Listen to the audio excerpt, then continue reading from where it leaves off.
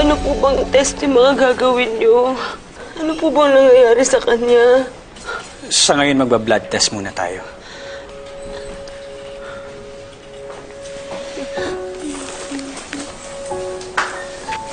Luisa. Luisa, kalma ka lang, ha? Inaasikaso na nila si Ronron. Alam ko naman yung Rio eh. Pero gano'n pala yung pakiramdam pag yung anak mo nasa ospital. Parang hindi ko na maalala lahat ng mga dapat kong gawin.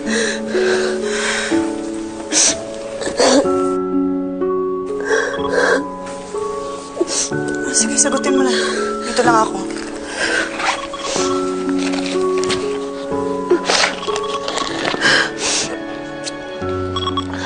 Sir Fred?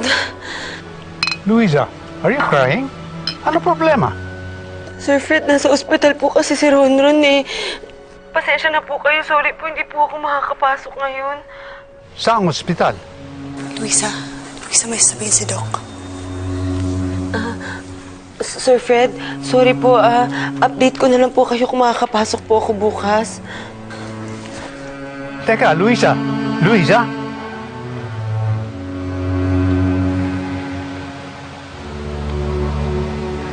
Nasa ospital pala ang anak ni Luisa eh.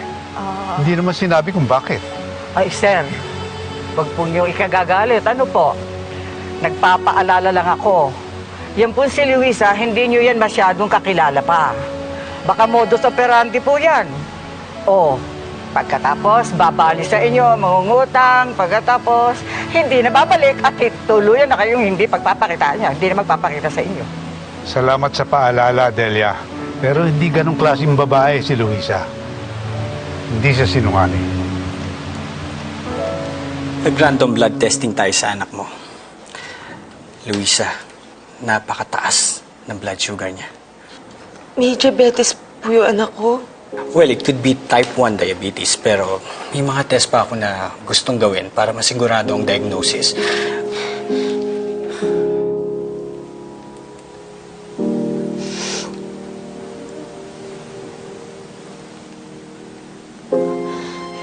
Okay, baby?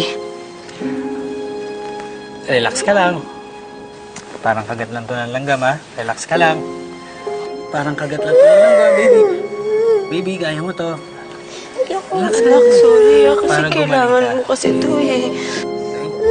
Oh, kaya natin to, baby. Kailangan mo to para gumaling ka, baby. Ito anak ha. Baby, kaya. Oh, kaya natin to, baby. Relax ka lang, baby. Relax ka lang. May dala akong pagkain. Kain ka muna.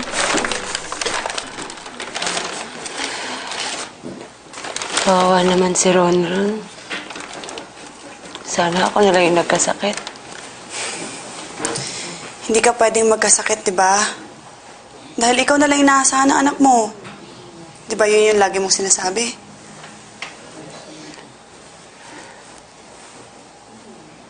Pero ang bata-bata pa niya para sa gantong sakit. Manageable naman yung diabetes sa edad na yan. Pero mahal. Tsaka may turok. Para i-check yung blood sugar level niya. Gustuin ko man siya alagaan ngayon, pero mas kailangan ko kumita ngayon. Huwag ka mag-alala, sis. Nandito lang kami ni nanay. Tutulungan pa rin namin kayo ni Ronron.